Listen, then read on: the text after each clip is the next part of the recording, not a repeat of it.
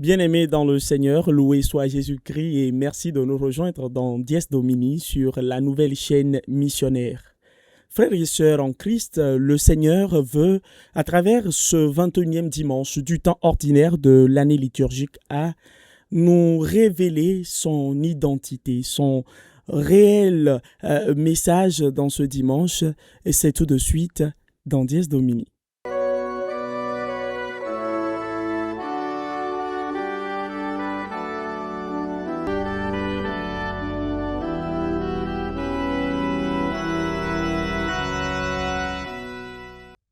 Bien-aimés de Dieu, comme chaque dimanche, la tradition voudrait qu'un consacré nous aide à mieux comprendre les richesses des textes liturgiques du dimanche. Et nous sommes au 21e.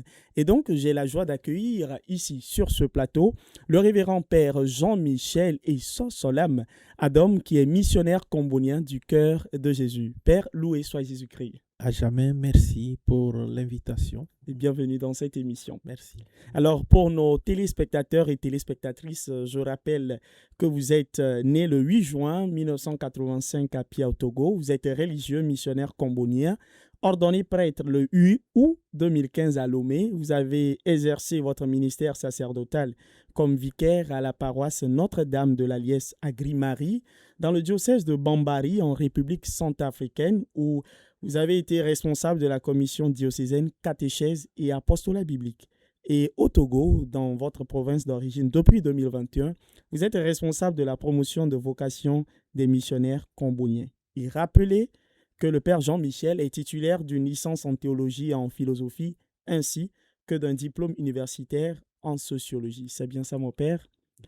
Et pour nos téléspectateurs également, vous êtes auteur d'un livre, Vivre et servir, qui raconte le témoignage de vos missions en Centrafrique. Merci et merci à tous ceux qui s'en sont procurés. Et j'ai déjà des échos positifs qui demandent le tome 2 de Vivre et servir. Priez pour moi pour que l'inspiration vienne pour peut-être poursuivre le deuxième volume de ce livre. Très témoignage. Bien. Merci. Merci bien, Père. Alors, Père, dans votre livre, vous parlez de mission. Ce dimanche également, nous avons cet évangile et les textes liturgiques qui vont toucher notre mission en tant que chrétiens et chrétiennes. Et pour entrer dans le commentaire des textes liturgiques du dimanche, je vais vous demander de nous faire lecture de cet évangile. Évangile de Jésus-Christ selon saint Matthieu, chapitre 16, versets 13 à 20. En ce temps-là, Jésus, arrivé dans la région de Césarée de Philippe, demandait à ses disciples, au dire des gens, qui est le Fils de l'homme? Il répondit, pour les uns, Jean le Baptiste, pour d'autres, Élie, pour d'autres encore, Jérémie ou l'un des prophètes. Jésus leur demanda, et vous, que dites-vous? Pour vous, qui suis-je? Alors Simon-Pierre prit la parole et dit, tu es le Christ, le Fils du Dieu vivant. Prenant la parole à son tour, Jésus lui dit, heureux es-tu, Simon, fils de Jonas. Ce n'est pas la chair et le sang qui t'ont révélé cela, mais mon Père qui est aux cieux. Et moi, je te le déclare, tu es Pierre, et sur cette pierre, je bâtirai mon église. Et la puissance de la mort ne l'emportera pas sur elle. Je te donnerai les clés du royaume des cieux. Tout ce que tu auras lié sur la terre sera lié dans les cieux. Et tout ce que tu auras délié sur la terre sera délié dans les cieux. Alors il ordonna aux disciples de ne dire à personne que c'était lui le Christ. Acclamons la parole de Dieu. Louange à toi, Seigneur Jésus. Merci, Père Jean-Michel, pour la lecture de ce texte de l'Évangile de ce 21e dimanche du temps ordinaire de l'année liturgique A. Alors, Père, comme nous avons l'habitude de le faire, vous allez nous situer ce texte de l'Évangile dans son contexte. Voilà, et merci Christian. Le contexte, c'est, n'est-ce pas, celui du Christ qui veut fonder son Église. le fondement de l'Église repose essentiellement sur cette foi en Christ. Voilà pourquoi il fait comme un sondage d'opinion auprès de ses disciples. Que disent les gens de moi? Alors, il voulait, n'est-ce pas, comprendre si le peuple auquel il est envoyé, si l'humanité a accueilli son image, est-ce qu'il a reconnu qui il était vraiment? Voilà pourquoi il le situe dans le contexte de, je le situe dans le contexte de le fondement de l'Église du Christ. L'Église du Christ, ce n'est pas simplement l'Église bâtiment, c'est tous les êtres vivants qui adhèrent au Christ comme Sauveur et Seigneur. Tu es le Christ, le Dieu vivant. Vous voyez, lui-même il dit, euh, que disent les gens du Fils de l'homme? Il ne se décrit pas comme le Christ. Voilà. Et il amène progressivement, à travers cette révélation que Pierre a eue, à confesser la foi en Christ. Et cette foi lui permet d'avoir la première responsabilité de diriger cette Église comme pierre vivante. Voilà le thème central qui se dégage. Donc, c'est la foi en Christ, pierre de fondation de l'Église, l'Église de Jésus-Christ. La foi en Christ, le contexte de la foi. Très bien. Alors, Père Jean-Michel, au début de ce texte de l'Évangile, on nous dit que Jésus arrive à Césarée de Philippe. Pourquoi précisément c'est à Césarée de Philippe que cela va-t-il se passer? Il semble que selon les commentateurs, Césarée de Philippe se trouve au carrefour des nations. Et géographiquement, il semble être situé à un endroit central de l'humanité. Symboliquement, ça veut dire que il veut savoir quelle est la position de l'humanité sur son avènement dans son histoire. Voilà pourquoi une exégèse plus profonde donnerait plus de détails. Mais ça, c'est significatif parce que c'est l'endroit où les 4 points cardinaux se croisent pour dire qu'il est le Christ pour tout l'univers. Il n'est pas simplement pour une partie du monde, mais tout le monde entier. Il s'ouvre l'universalité. Voilà pourquoi ce carrefour, il se donne pour se révéler à travers Pierre qui reçoit cette inspiration divine pour le professer comme le Christ, c'est-à-dire loin, le choisi, le Messie du Dieu vivant. Le Dieu vivant, ce n'est pas le Dieu de nos ancêtres, parce que le Dieu que nos ancêtres adorent, avant l'avènement du Christ, c'était le Dieu inconnu. Les Égyptiens et tout, c'était le rat, le soleil, etc. Mais le Dieu vivant, c'est celui-là qui se révèle. Le Dieu qui donne la vie en plénitude. Tu es le Christ, le Dieu vivant. Voilà pourquoi il situe Césarée, et les exégètes situent Césarée comme le centre de l'humanité, le centre où, à partir duquel le Christ, lumière du monde, s'irradie et se révèle à toute l'humanité comme Seigneur des vivants. Très bien. Alors, mon père, Pierre qui répond, vous l'avez dit tout de suite, je cite, tu es le Christ, le Fils du Dieu vivant.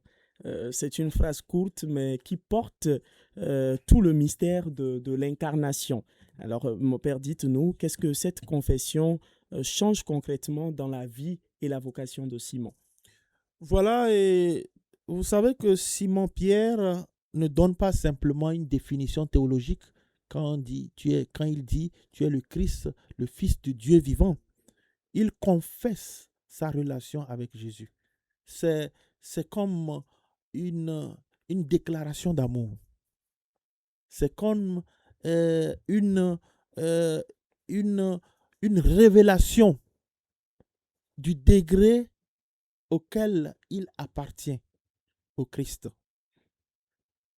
Jésus-Christ, il veut dire, est le centre de ma vie.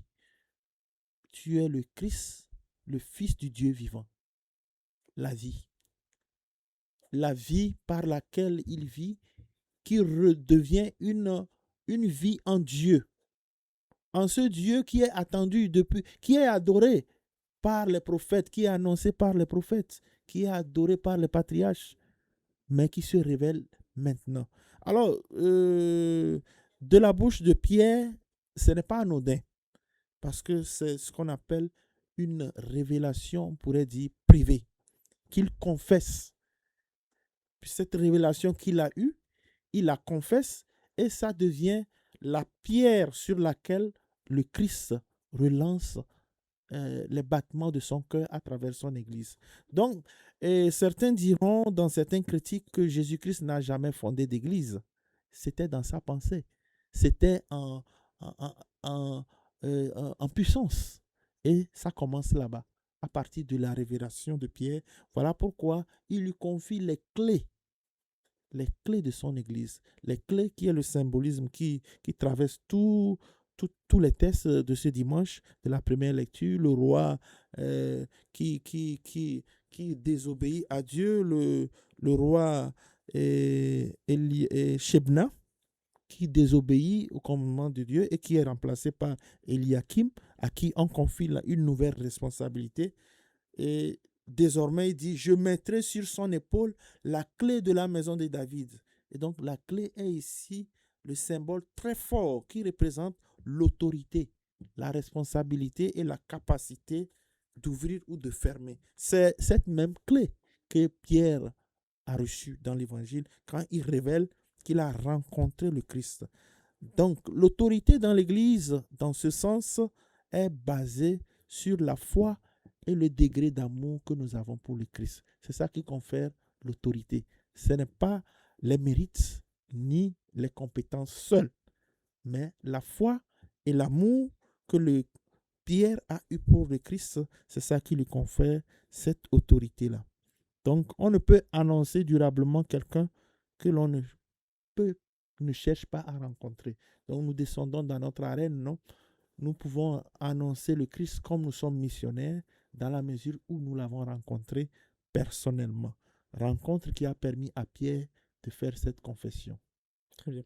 Alors, Père Jean-Michel, Jésus précise aussi, aussitôt, l'origine de cette révélation. Elle ne vient, dit-il, ni de la chair ni du sang. La question, c'est de savoir comment comprendre cette affirmation de Jésus selon laquelle ce n'est pas l'intelligence humaine, mais le Père lui-même qui a révélé cette vérité à Pierre. Qu'est-ce que cela nous enseigne sur notre propre chemin de foi, sur la manière dont nous, aujourd'hui, en venons à croire? Voilà. Et ça dit tout. Parce que la foi, ce n'est pas une donnée cartésienne.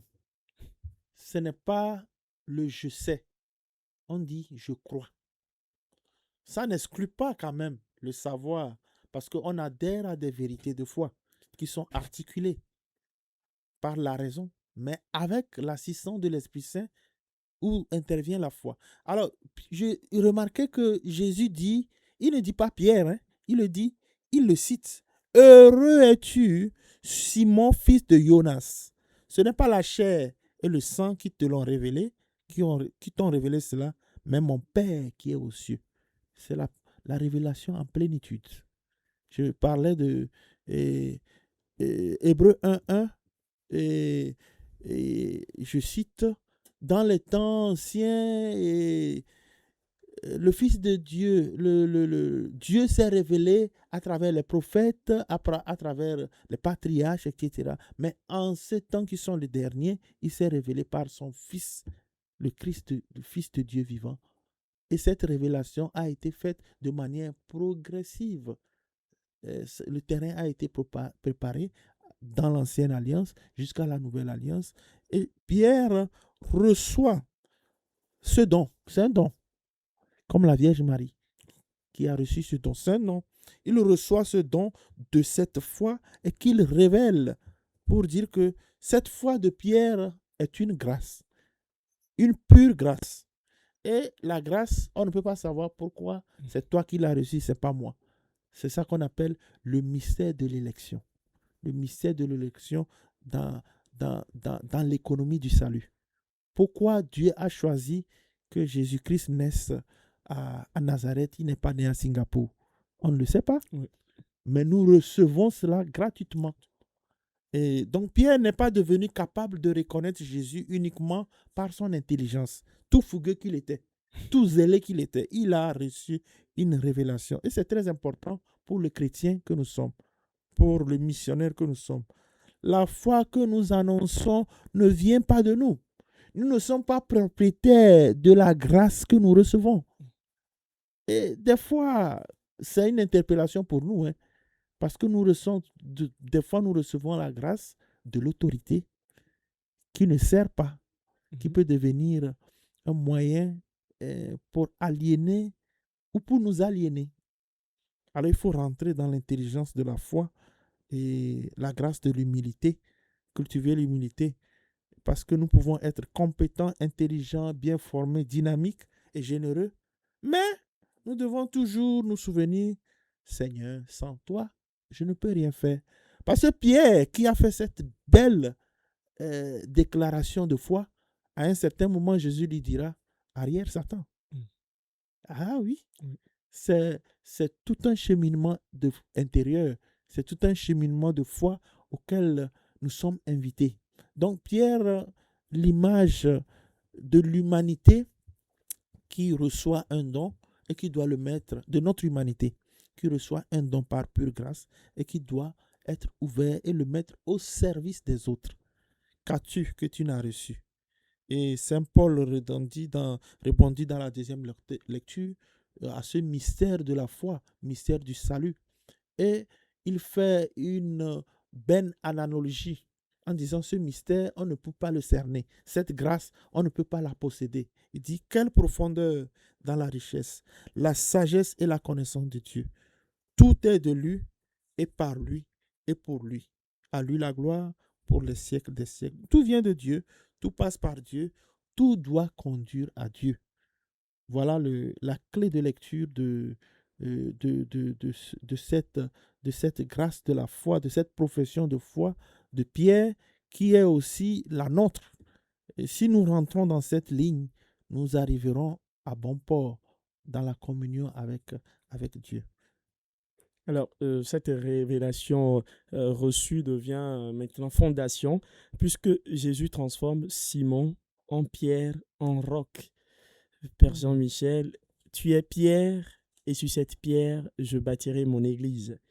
Comment un homme faillible, que nous verrons plus loin renier son maître, peut-il devenir le roc sur lequel repose l'édifice de l'église? Voilà. Tu es pierre, et sur cette pierre, je bâtirai mon église. Il faut faire une remarque préliminaire. De Simon, il va à Pierre. Le changement de nom impose que j'ai une responsabilité sur toi, j'ai un pouvoir. Alors c'est Jésus qui lui change de nom. Désormais, c'est lui qui lui donne le nom de Pierre. Alors c'est à lui de tout gérer. Au fait, c'est lui qui bâtit. C'est lui qui constitue au fait le roc. J'étais chez les moines la semaine surpassée pour animer une retraite. Et à la fin, le maître des novices nous a invités pour nous décrire brièvement le sens de l'édifice, de l'architecture de l'édifice. Et il nous parlait d'une pierre de combien de tonnes, j'oublie exactement, qui a été transportée, qui a été déposée là, qui symbolise, n'est-ce pas, la pierre, l'édifice qui porte le monastère. Alors, il a cité effectivement ce verset. Tu es pierre, et sur cette pierre, je bâtis. Ce n'est pas Pierre, Simon, qui est la pierre dont on parle. C'est Jésus lui-même. C'est Jésus lui-même qui bâtira. Il a dit, je bâtirai. Je bâtirai. Seulement, il lui confère ça d'une manière co-responsable. Il veut lui faire collaborateur de son église. Donc, Pierre est appelé simplement, quand on dit tu es Pierre, il est appelé à collaborer à l'œuvre du Christ. Pas à en être le porteur. Il ne peut pas. La preuve, vous avez vu les épisodes, et nous-mêmes.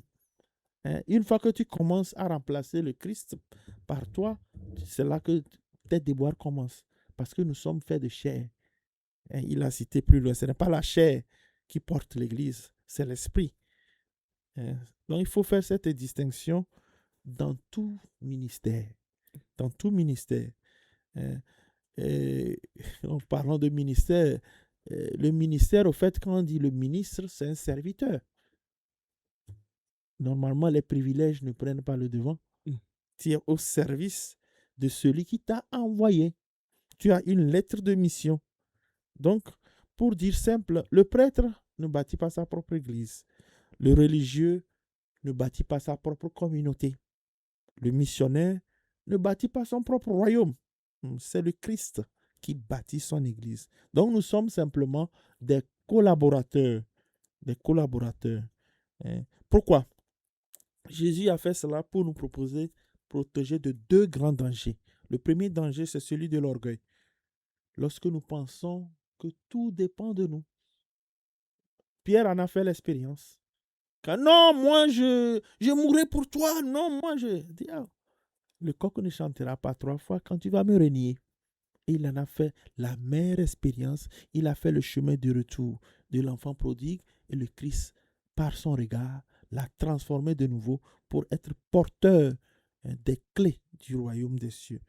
Le deuxième danger, c'est celui du découragement. Parce que la pierre, l'édifice, c'est le Christ seul qui l'a porté, hein, la croix.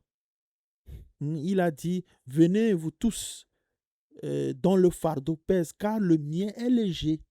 C'est-à-dire, au contact de sa croix à lui, le nôtre devient léger. Dans ce cheminement, ou bien dans cette marche de la construction de son Église. Lorsque nous avons le regard fixé sur le Christ, Saint Daniel Comboni, notre fondateur, disait, il faut avoir le regard fixé sur le Christ et se demander ce que voudrait bien dire un Dieu mort sur la croix pour le salut de l'humanité.